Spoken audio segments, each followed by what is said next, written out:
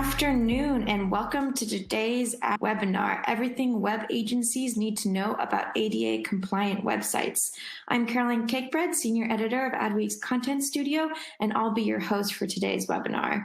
Before we begin, I want to take a few minutes to make sure everyone in our audience knows how to use our platform and that you're familiar with what's going to happen today. So today's presentation should go somewhere in the 40-minute range, after which we'll have time for audience Q&A.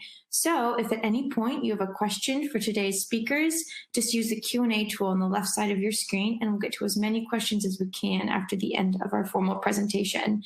It's not too late to invite your colleagues to join us. About 15 minutes ago, you should have received a final reminder email from us, and there you'll find a link to the webinar registration page that you can share. There's still plenty of time for them to join us live, but if they can't, today's webinar is being recorded and they can catch the on-demand version later. Today's slides are also available in the Event Resources tab at the top of your screen, so feel free to go in there and download those if you'd like a copy. So now let me take a minute to introduce you to today's speakers. We are thrilled to be joined by Rafi Glantz, Senior Partner Success Manager at accessiBe, as well as Manny Gonzalez, Director of Web Development at Priority Marketing, Dr. Hobie Wedler, founder of the Hobie's Collective, and Michael Hingson, Chief of Vision at accessiBe. With that, briefly going over today, we want to make sure that agencies won't get caught unprepared when it comes to web accessibility. So lots of good information coming up on that and actual things you can do to make sure that your website is accessible to all.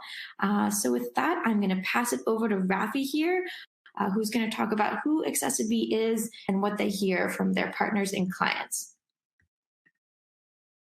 Hi, thanks so much for having us.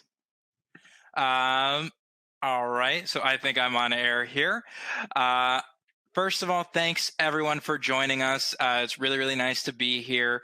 And accessiBe is web accessibility. It's not just our tagline. Very lucky that it happens to be the truth. Up until recently, and recently is a couple of years ago, web accessibility meant that you needed to have a developer working on your website all the time to make sure that it's accessible to people with all different kinds of abilities. Of course, the issue there is that most website owners don't have the wherewithal to make that happen. And so accessibility wasn't accessible, I guess would be a good way to phrase it. We realized, and I say we because I was very lucky to be an early employee, but really there are three founders, Gal, Deckel, and Sheer, and they realized early on that web accessibility can't possibly be widespread until it is affordable, automated, and easy enough for the average business owner to do it on their own. And that's what we've created. Our system enables even small businesses to afford web accessibility, to implement it, and to have it in an ongoing way. And it's really important for a bunch of different reasons, and I'll just go into a few of them. I know a lot of people coming here have probably heard all different kinds of stuff, mostly about lawsuits. About, oh, you know, there's this risk of legalities and of litigation if you're not accessible. It's a thing. But in our minds, it's really secondary. While, of course, it's a concern, doing the right thing comes first. And beyond that, it goes to market share. You know, less than 2% of websites around the world, and in the US as well, are anywhere near accessible today, whereas 26%, according to the CDC, of American adults live with a disability. And so not only is it a moral imperative to be accessible to them, because if you think about it in a physical sense, if you had, let's say, a jewelry store and there was a gentleman outside in a wheelchair who couldn't get in because of your security door, you wouldn't sit inside, you'd run outside and try to sell this person a diamond. So it's the same thing online. There's absolutely no reason to exclude anyone, both morally and financially. So Michael, I'm sure, and Hobie will touch on this as well, but there's a lot of evidence that shows that people with disabilities, that community of people with disabilities, tends to be a very brand loyal community and tends to be happy to bring you repeat business when you are accessible. One of the things that really sticks in my mind was for Global Accessibility Awareness Day, we had in our office here in Tel Aviv, quite a few individuals with different disabilities come and visit us and talk to the employees.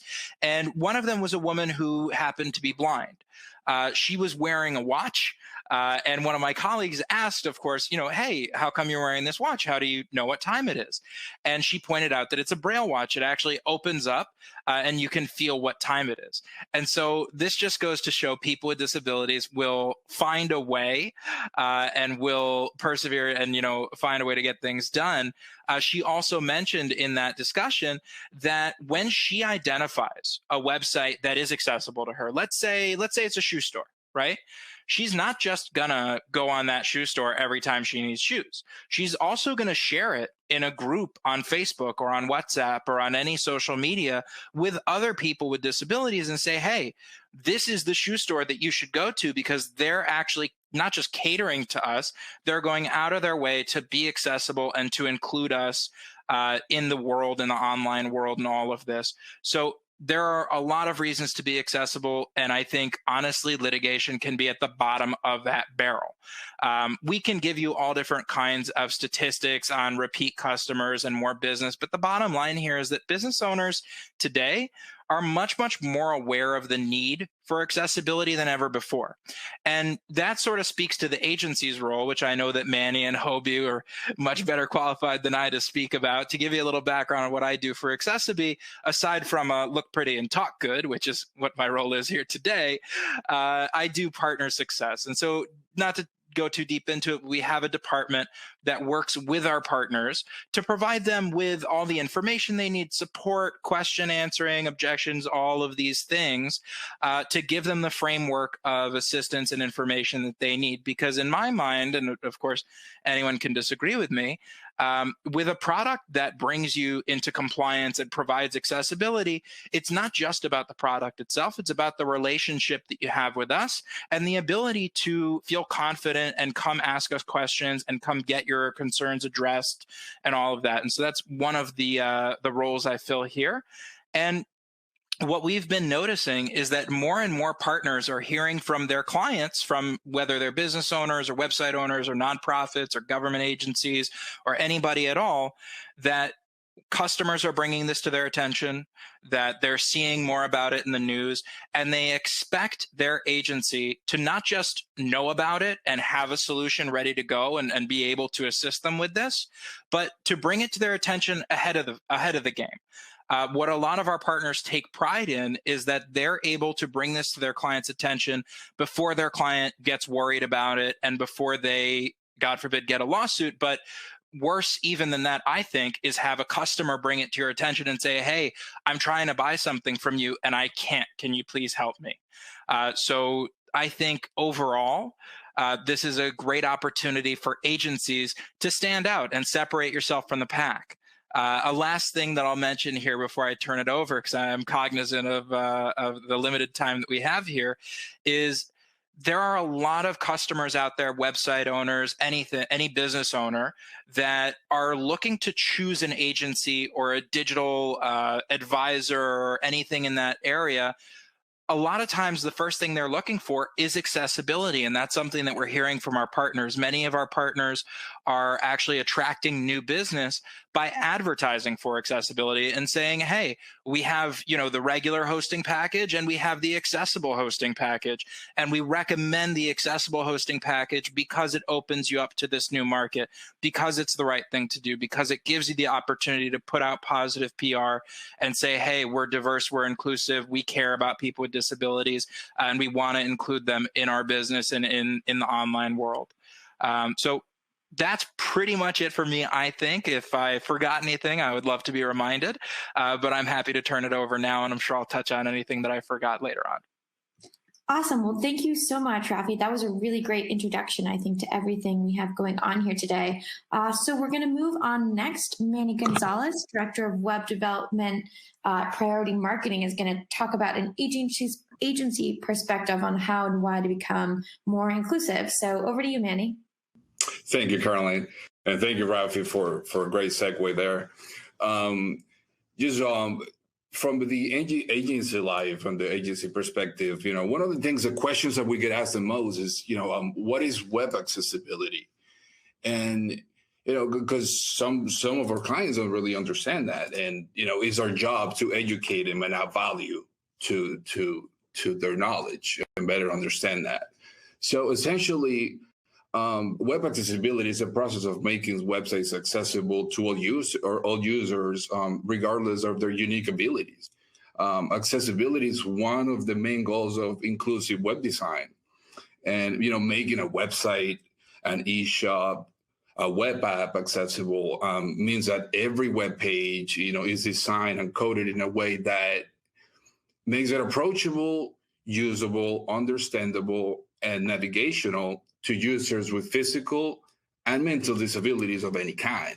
And that right there shows that we care. And as Rafi mentioned, is doing the next right thing, opening it up to everybody. Everybody's welcome.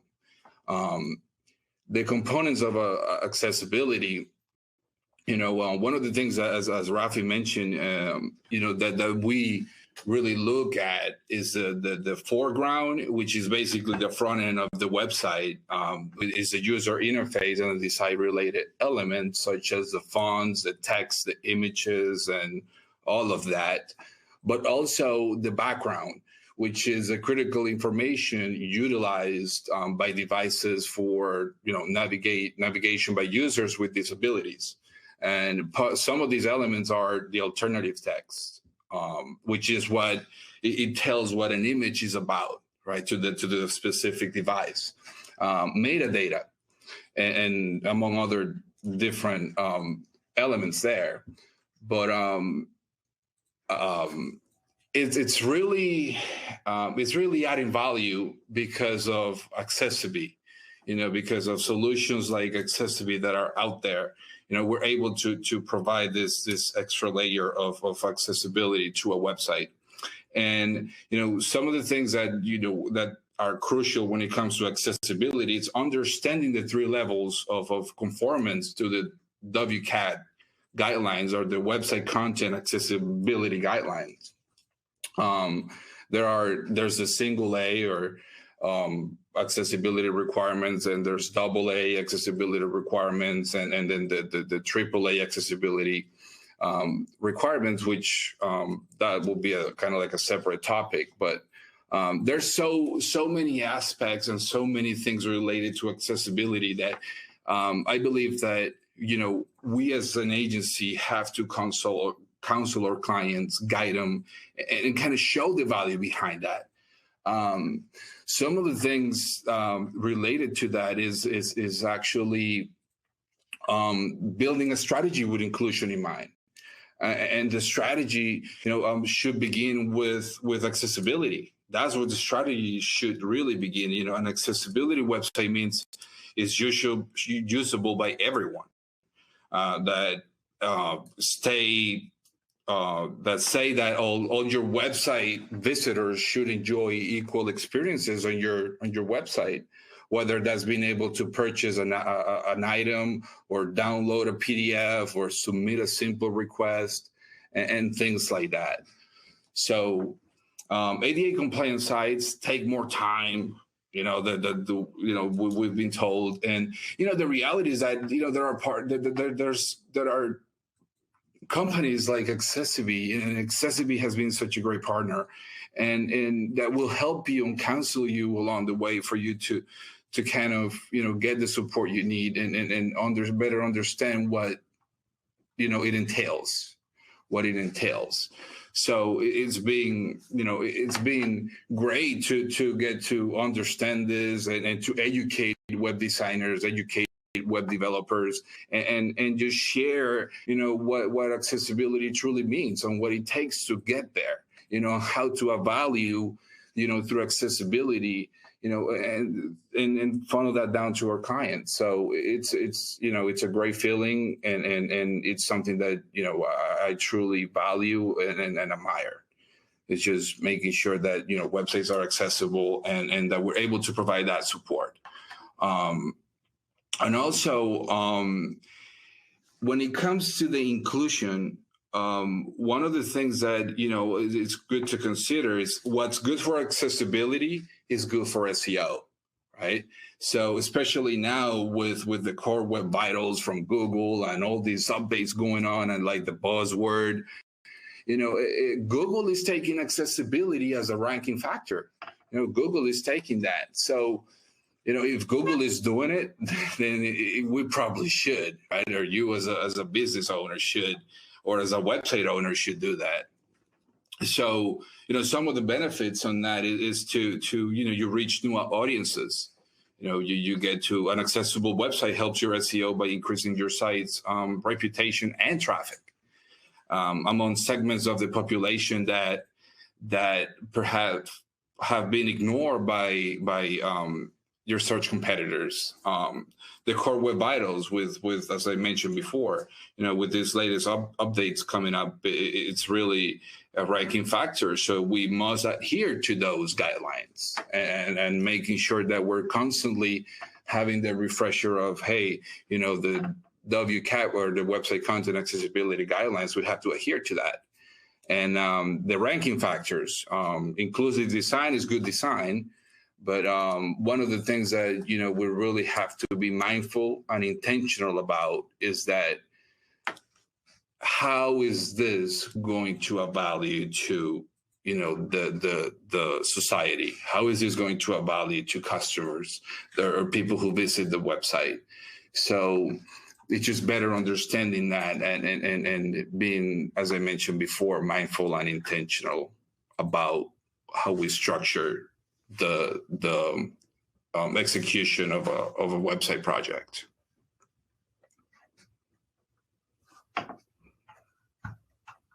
Awesome. Well, thank you so much, Manny. A lot of really interesting insights there, and I think really good perspective on the whole topic. You brought up some really great points there. So now we are going to switch to Dr. Hobie Wedler. Dr. Wedler today is going to be talking about why you want to make your website accessible from a customer point of view. So Dr. Wedler, over to you. Thank you very much, Caroline. First questions first. Can you guys hear me and see me okay? Yes. Okay, excellent. Yeah, thank you for that introduction. I'm just incredibly passionate about accessibility from so many angles from a customer standpoint, but I'm going to go ahead and take a few minutes to just tell you a little bit about my background and my business knowledge, and then go into why it's so important as a business to really cater to your customers by making your website fully inclusive and accessible. So I was born completely blind and really have always had a love for both science and solving problems through business. So I ended up, because of a great high school instructor who was very inspiring, earning my PhD in organic chemistry in 2016 with a goal of teaching chemistry. Honestly, one of the reasons that I decided not to teach chemistry is because a lot of the web interfaces and web services that students need to use and like to use were not accessible. And there are other factors of accessibility as well. The main one being that students don't seem to speak chemistry anymore. They want beautiful pictures and animations and all these things. So it just made it very difficult to teach, and something that I could do, but it would require a lot of assistance. But sort of a preview of coming attractions there, because accessibility was a big part of that decision. Now, I've always been an entrepreneur. I've always sort of had it running through my veins and in my blood. When I was 6 years old, I would do chores around the neighborhood for folks and really try to make their lives easier by doing that, and just sort of brought that spirit through with me into my work now. To me, I think it's very important for me to point out that entrepreneurship is absolutely not about money or power, like a lot of people think it might be when they hear that word, and it might be for some people. But for me, entrepreneurship it couldn't be further from that statement. Entrepreneurship is about solving a problem through a business entity, and if we make enough money to pay our bills at the end of the month, that's great. But really, to me, business is all about solving problems and figuring out how to make the world a little bit of a better place. That's what accessiBe does. And that's why I'm so inspired. One of the many reasons why I'm so inspired by their work. All they're doing as a business is trying to make the world a little more accessible and a little more approachable to everyone. And they provide a very good solution for web accessibility. Currently, I have a sales and marketing and creative agency called SensePoint that I started back in 2017. I'm definitely a partner at SensePoint, not necessarily as involved in the day-to-day operations, as I once was, but I do a lot of work in the food and drink industry. I do a lot of high-level consulting on flavor in terms of sensory, and a lot of experiential, highly customized experiential work. But now I'm launching two companies that I'm really excited about. One is launching next week. It's a gourmet seasoning brand, and the other is just seeking funding right now. It's a ready-to-drink cocktail brand called Blind Truth Beverage. The reason I mention all these business entities is they all rely on and need to be accessible to the consumer. So let's get into this topic. And for me, as someone who is in business and works for myself and is constantly looking up information, I rely on the internet being accessible. Now, what did we hear from just statistics in general? We've heard several times today that less than 2% of websites are accessible, which means theoretically that I can access 2% of the information out there in the world. So it is really important to make websites more accessible and to make the digital world where we interact more and more, which the pandemic has certainly catalyzed, more accessible and available to a wider audience. Why do we need to do this? Well, there are a few reasons. First off, it's been said before, but customers with disabilities who have not previously been included will get excited when a website is accessible and tell their friends and tell their communities, hey, we need to support this group. This is where we should shop, right? Second reason, it makes you more approachable to a wider variety of people, a wider audience. The more accessible your web presence is, even to sighted folks, the more people are going to want to interact with your website, the more the user interface is going to make sense to them, and the more they're going to want to do to support your business and to support what you do. I just think it's important in general when we're thinking about business to be inclusive, right? That's the most important thing we can do now to accommodate as many customers as possible and as many audiences as possible, is to include everyone. It doesn't matter whether someone is what someone looks like or how they act when they come into your actual store, your brick and mortar. The same thing needs to be thought about in the world of the World Wide Web. And I think oftentimes because we don't interact necessarily with the people who are coming to our website as much, we don't think about it as simply as they're going to a store, but that's really what's happening. They're visiting something that has you and your endorsement all over it to seek information or purchase your products or services. And we need to think about what the best way is to present that information. And in my opinion, the best way to present it is through through accessibility to as large of an audience as possible. I want to take a minute to talk about this idea of full inclusion. Okay, we often talk about it's important. Diversity and inclusion are important. They're kind of the buzzwords of 2020 and 2021. What does that really mean? To me, inclusion is a matter of including everybody. So I happen to be blind. I like to be included, and I like websites to be accessible to include me. But there are many others that need to be included. And I think oftentimes we're a little short-sighted when we think about accessibility of the internet and of websites. It's sometimes just thinking about people with visual disabilities who can't physically read the materials on the web page, right? That's true, and that's definitely a group that needs to be considered. But others, let's just think about a few examples. Someone with epilepsy, someone who has a hard time and their seizures are triggered by elements that blink on a web page. accessiBe thinks about that. Let's say someone has a motor disability and needs a certain way of clicking on buttons to make the website more navigable if you have limited use of your hands, right? We need to think about all this stuff. And by the way, we need to think about the non-disabled community, which is a large percentage of the population too, and making sure websites look good, feel good, and act appropriately for them. And I feel like accessiBe is an excellent solution to take into account all these different groups of people with as many customers as they have and as many as we're hoping to acquire over the years. there's a large group of people, and we're always reminded of things, of more people to make our stuff accessible to and to include in what we do. So accessiBe is a solution for inclusion to everybody, and really creates a unified, inclusive web.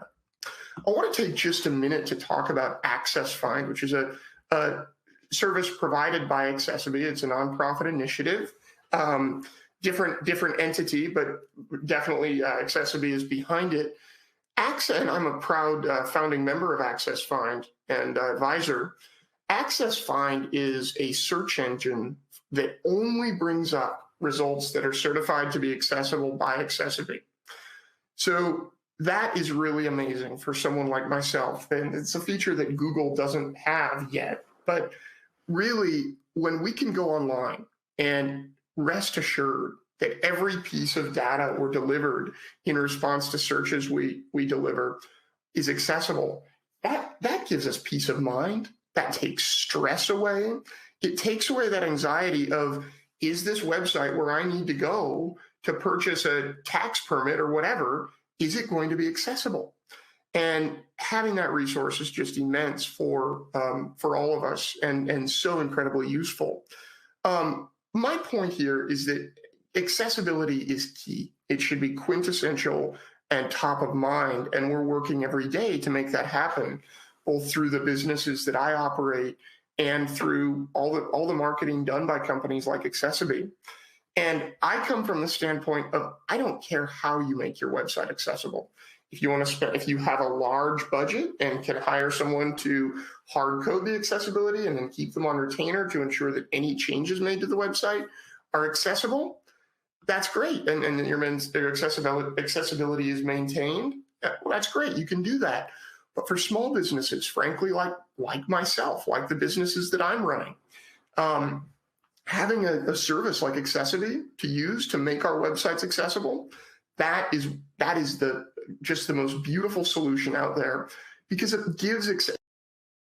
makes accessible, and it gives the option of accessibility to small businesses that otherwise would not be able to. Even if they wanted to, they wouldn't be able to think about, okay, what do we need to, what is the expenditure for this? Because it would be out of their budget. So my point here is that, above all, in everything we do and all of our business interactions, let's keep accessibility of our websites at the very top of mind, just like we take accessibility of our brick and mortar establishments very seriously. I can't wait to answer any of your questions at the end, and really appreciate all of you. And by the way, I'm all over social media with the hashtag Hobie Wedler. So don't be strangers, reach out, get in touch. Thanks so much. I look forward to hearing from Mike. Awesome. Thank you so much, Dr. Wedler. That was some really information and good perspective there. So now we are going to move on to Michael Hingsong, Chief of Vision at accessiBe, and he's going to go over how agencies, as part of making the world accessible, and accessiBe's vision. And I'm so sorry if I butchered your last name there. No, you done good. It's pronounced Hingsong. You're fine. Well, thank you, Caroline, for inviting us to be here, and for accessiBe for creating the concept of this webinar. I want to start with something that I remember hearing a few years ago. It was a comment from a gentleman named Suman Kanugante, who founded a company called IRA. And Suman said that he looks forward to the day when the term accessibility no longer needs to be in our language, because everyone has adopted the concept and everyone gets to be included without question. I think that that's a great goal, and I really hope that we get there. We as a race tend to accomplish things that we truly set our minds to. I mean, look at the last year, where we created a COVID vaccine in this country, and other countries were working on it too, but we created actually not one, but 3 different vaccines for COVID-19, something that would normally take 10 years plus, and it has proven to be very effective. The reason that we did it in a year is that we were committed to making it happen. And so it is with the whole concept of accessibility. I like Suman's comment. We're not there yet. I hope that we get there, but we do need to be committed to the concept of accessibility. So what is accessibility really? We can come up with all sorts of definitions for it, but ultimately a website is accessible to me if I can fully, completely use it. If I can't interact with everything on a website the way others can, who may not have the same unique abilities, or some might say disabilities, that I happen to have of being totally blind, if I can truly interact with that website like everyone else, then it's accessible. And that's the way it really ought to be. And we shouldn't give thought to it, but today we have to. And as Hobie said, it really doesn't matter how you get there as long as you get there. And whether you spend hours as an entrepreneur thinking about it, oh my gosh, how am I going to make that happen? And you interact with a person who programs or codes your website and then does more work to make it accessible, which may or may not cost you a whole lot of money, but it can. Or you use something like accessiBe, you still put the thought into making it happen. And that's as it should be. And I urge everyone who is watching or who will watch this webinar to make sure that you truly make your website accessible, make it usable for me and others, because that's what it's really all about. We've seen a lot of and heard a lot of statistics today, so let me quantify one in a little bit different way. We've heard that people with disabilities tend to be loyal to brands that, especially when we look at them on the web, use websites that are accessible. That's a provable statement. The Nielsen company, the people who do Nielsen ratings and so on, did a survey in 2016, and they're the ones who made the determination, and rightly so, that we are all brand loyal when we can truly interact with the website, whether we can truly feel that a company is interested in us enough to make sure that we have access to the information that we need to make buying decisions like everyone else can. Does that really not make sense to anyone? I mean, aren't you brand loyal to the companies that do whatever it is you want, whatever conditions you choose for whatever situation you have? You're going to be brand loyal because something works for you. Well, it's true for us too. It's no different. Jacobus Tembrick, the founder of the National Federation of the Blind, once said that blind people have the same right to live in the world as everyone else, and we do. And what that means is that we ought to have the same right to have access like everyone else does. And it does mean that we need to rely on you to make that happen, just like anyone else who visits your website has relied on you to bring information out that gives them what they need to know to decide to buy from you or to visit your site and accomplish whatever it is that you want to accomplish. And make no mistake about it, it doesn't matter what the website is. Even the biggest companies are not nearly as accessible as they should be.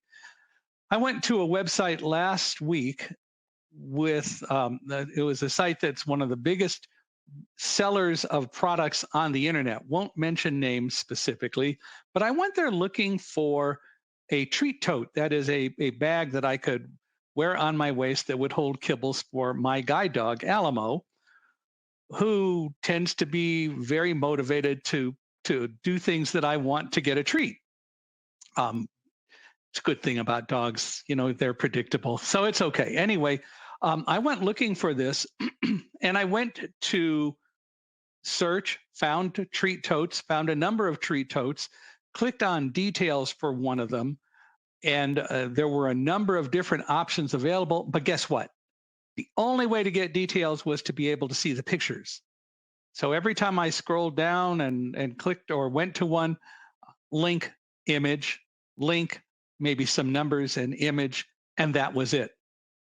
I can go to a shopping site we buy a lot of our groceries through an online service that will pick our products up at stores and bring them to us. They have become our friends during COVID-19. I don't drive. My wife is a person with a little bit of an immune compromising situation. She has some rheumatoid arthritis, but we have grown to be very good friends with a few different sites. And when I go to this site and go to one of the stores that it represents and start to get details about some of the products, guess what? Mostly it's pictures. And it says, an increased image captioning information is available below. Well, no, it's not. And so the details aren't there. There's no reason for that if people give proper thought to making it accessible, making what they do fully usable and functional. There are standards. The World Wide Web Consortium, an organization of people with a great deal of insight and a great deal of knowledge who understand accessibility, have created standards, the Web Content Accessibility Guidelines. They've created standards that help people make their websites accessible if you adhere to the standards. It doesn't do the whole job, and that's not a criticism. It's a fact, because you can describe images, but if you don't describe them well, then that tends to be an issue. If you don't describe them the way the person who is selling a product wants them described so that you get all the information on, then you're not really making the image totally accessible, even though you may very well provide an image description that works. accessiBe is working very hard using artificial intelligence to enhance that. On a daily basis, the system learns and image descriptions get better all the time. It's not perfect, but you know what? Manual coding isn't perfect. accessiBe did a study of 25 websites from different companies that were manually coded, and the claim is that these were all well made accessible by the programmers, but we found a lot of errors on them. And by the way, speaking of errors and speaking of accessibility, if you want to check your own website or any website, you can easily do that. If you go to accessiBe.com, there's a web testing program called ACE, ACE. It is free. You can go into ACE, you can put in a website and put in other information like your name or email address, and it will send you a report telling you exactly how accessible that website is. And it uses the World Wide Web Consortium standards to give you the information that you need. The reason I like ACE is it happens to do well at putting it in English as opposed to very technical terms that most people won't understand. So go to accessiBe.com and click on ACE and check your own website and see just how accessible it really is. There are some that are more accessible than others, but there are some that are not very accessible. And it may surprise you as to which ones are and aren't accessible. We did an ACE test a couple of weeks ago of the website of a particular financial institution. It does not use accessiBe, and ACE said that it was 100% compliant. Blew us all away. And one of the people on the call where we were doing the ACE test was somebody from that company, and they didn't even realize how accessible it was, except that he said, well, we have thousands of people that are constantly working on all aspects of our websites, and we know that accessibility needs to be a crucial part of what we do. So it's really gratifying to see that they've done a good job. Yes, they manually program, and that's okay. But most places that do websites can't afford what goes into the cost of coding. And that's where accessiBe comes in, because it has an inexpensive solution that can do a lot of the heavy lifting.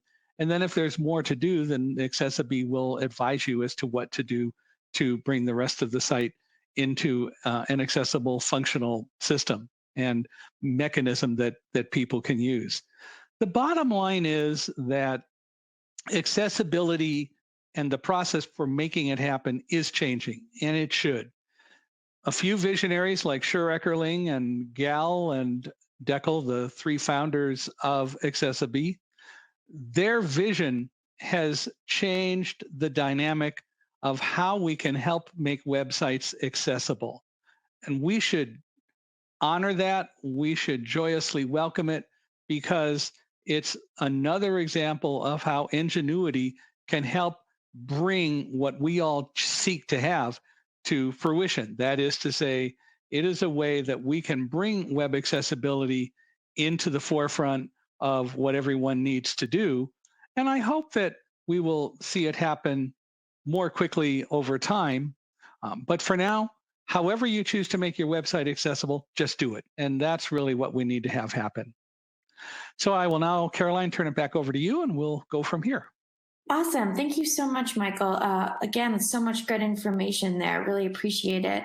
So I'm going to hand it back really quickly here to the accessiBe team so they can finish us off with any information. So back over to you, Rafi. Thanks so much, Caroline. And I have to say thank you to Manny, to Hobie, to Michael. All of you guys state all this stuff far better than I can. Like I said at the beginning, I just look pretty and talk good. You guys have the actual expertise. So I want to say a couple of things really quickly because I realized we didn't really explain what accessiBe does. So very, very briefly, accessiBe provides a tool. It's a little icon that'll appear on your website. It gets installed with one line of JavaScript code, and it automatically makes your website accessible to people with disabilities. We use AI to do it, and if you have any questions at all, we have tons of material online, and I'll point you to some of that in just a moment. There's a couple of quick points here just based on some of the things that were said earlier that I want to emphasize and provide you a little bit more detail on. So number one, what Michael and Hobie mentioned is that people who have disabilities are not a monolith. There's a very, very wide range of people in the world, and therefore of people who have disabilities. So when you talk about accessibility, even though a lot of us tend to think of somebody who's blind or has motor impairments, there's a myriad of other options. You have people who have ADHD, people who have dyslexia, people who may be dealing with cognitive dysfunction, Alzheimer's, all different kinds of things. There's also, and this is something for agencies and business owners to take into consideration, there's also people who don't consider themselves to have a disability, but might be aging into a disability. Maybe they don't see quite as well as they used to. I know with my grandmother, she absolutely loved online shopping before she passed away. And I guarantee you, if she'd had accessiBe on the websites that she was using, my inheritance would have been even smaller.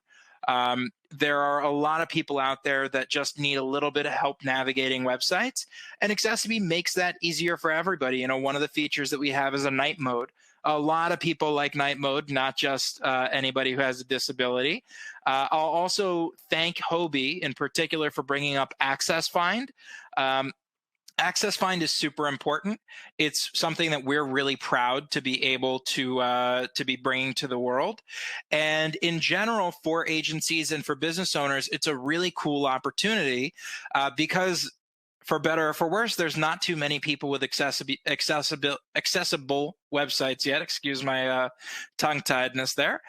There's not many people with accessible websites. So while on Google, you might be competing with every other plumber or jewelry store in the world for SEO, on something like accessiFind, it's very easy for people with disabilities to find you and shop at your store. As Michael said, people with disabilities are proven to be very loyal. That Nielsen data is really, really helpful for us. And I also want to leave you with a couple of thoughts. So we mentioned the legal stuff very briefly, and I said it was secondary. I was wrong. It's tertiary. The first thing really should be the moral side. The second thing, the second consideration for accessibility really should be the opportunity to access a new segment of the market. Like I said at the beginning, 26% of American adults live with a disability, according to the CDC. Even if you cut that down to 5% of people who really have trouble using websites, I know very few business owners who wouldn't trade $50 a month for 5% more market share. I'll also tell you briefly, of course, we have our partner program available. I'm not going to talk too much about it here, but I will be very happy to answer any questions. If you want to email Refael, R-E-F-A-E-L @accessiBe.com, so I'll get to you. But we're also happy if you want to email hello or talk to our website chat or any of those things. they'll direct you to the right place. We have our ACE scanner, like the guys mentioned before, super helpful for anybody who wants to see for free how accessible their website is and what they can do about it. And I would also direct anybody who's interested in finding more information to our YouTube channel. We are very, very lucky to have a very engaged both partner base and customer base, and of course our users who have disabilities. All of those groups are working with us to provide not just testimonials, but informational videos explaining, hey, this is why you need to be accessible, this is how it works, this is how you achieve it, and all that good stuff. The last thing I'll say is that we are right now working on AccessFind in beta. It is going to be released to the public soon, so you'll watch out for those announcements. And that's pretty much it for us today. I can't say how much I appreciate all of y'all having us here and listening to our spiel. Rafi, could I add one thing to what you said? Well, it's not up to me, it's up to Caroline. But go ahead. Caroline, may I add something to what Rafi said? Please. So two things real quickly. One, just because a website becomes accessible, whether it's manually or however, it doesn't mean it will stay accessible. If you put new pictures on, if you do anything to modify your site, you could break manual accessibility, which is always a problem, which means you need to keep a programmer available to fix it. With accessiBe, your site is constantly monitored. So as you make changes, the accessibility will continue to be updated. Also, accessiBe as a product is not the 100% magic bullet, but accessiBe, the company, can help you with anything that the product itself doesn't do. And so if there are images that accessiBe doesn't describe just the way you want, there are ways to address that. And accessiBe, the company, will help you with that. And by the way, if anyone wishes to reach out to me, I am also available. It's easy. It's Michael, MICHAELHI, at accessiBe.com. Michael H.I. at accessiBe.com. I will always return emails and glad to speak with anyone and answer any questions. So again, we're really excited that y'all are here. All right, and Caroline, I've got one more to add, just very briefly. Please, go ahead. Yeah, something that hasn't been mentioned today that I think is so important about solutions like accessiBe for web accessibility from the customer and from the business owner's standpoint. It's kind of fun to wear two hats here. Is that I want to paint a picture for you. Let's say I own a website and I have accessiBe downloaded, installed on it. And as a user, when I'm navigating through my own site, I say, oh, wait a minute. That when I programmed this thing, that marker there was supposed to be a clickable button, but accessiBe isn't showing it to me as such. There must be a bug. Well, I then take the initiative. Let's say I take the initiative and pick up the phone or write an email to the accessiBe team, and they work with me. They say, yeah, you know what? That is a bug. We're sorry about that. This has happened, by the way. That's where this story comes from, not to me, but to many other people. They then go in and they fix the bug. Everything looks perfect. But guess what? Now that bug has been fixed, not only for me, not only for a few people, but for every single accessiBe customer, because it's, continuously updating the code, and it's always improving.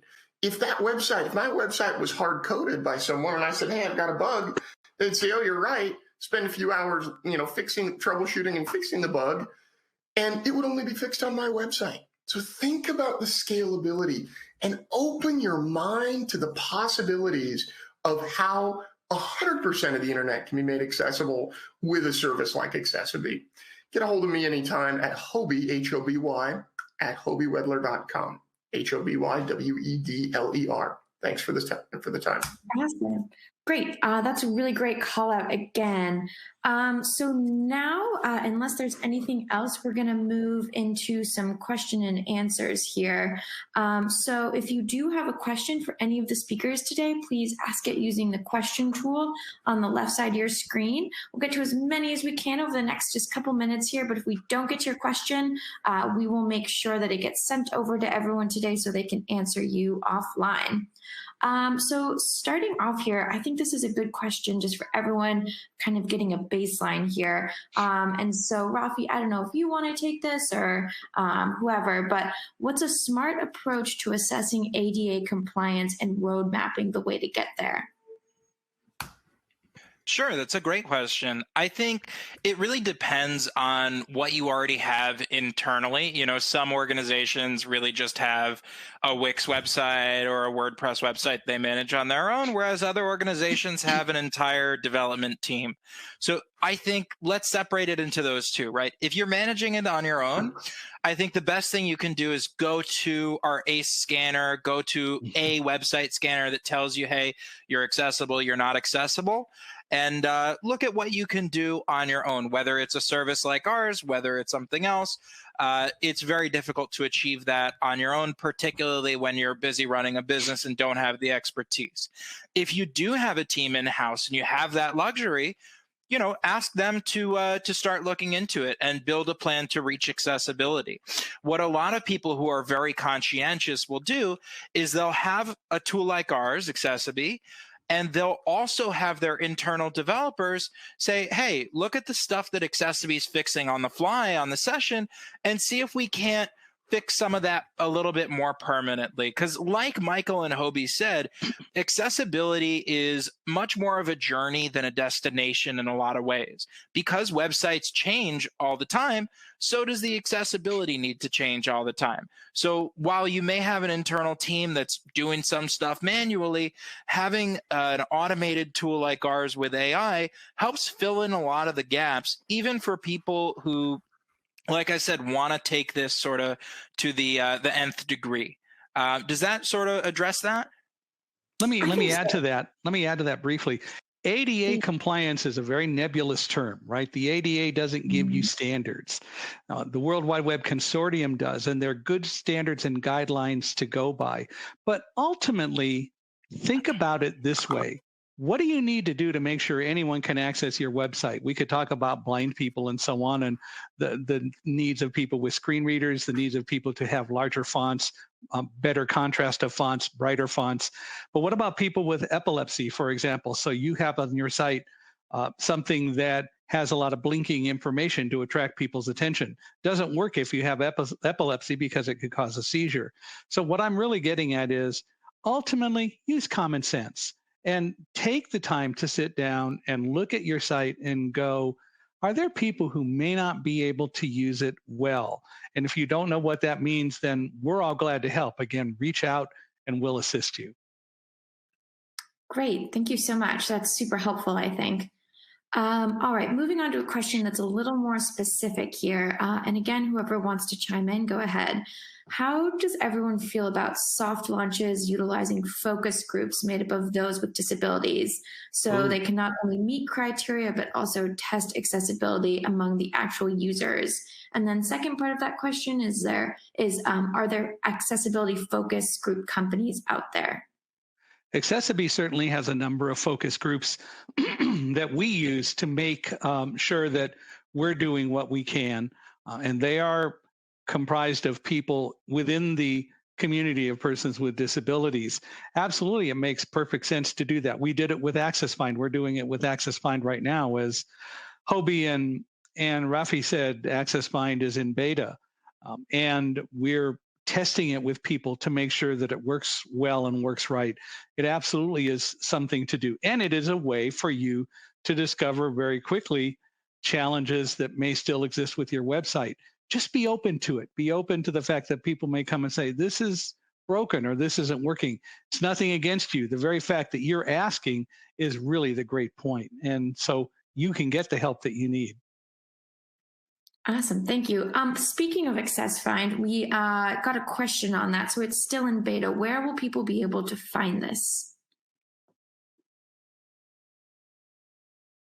If anywhere. So right now, go ahead, Mike. No, go ahead, Rafi. Go ahead. Just trying to hand it off one to the other. I think right now, because it's in beta, it's not going to be publicly available.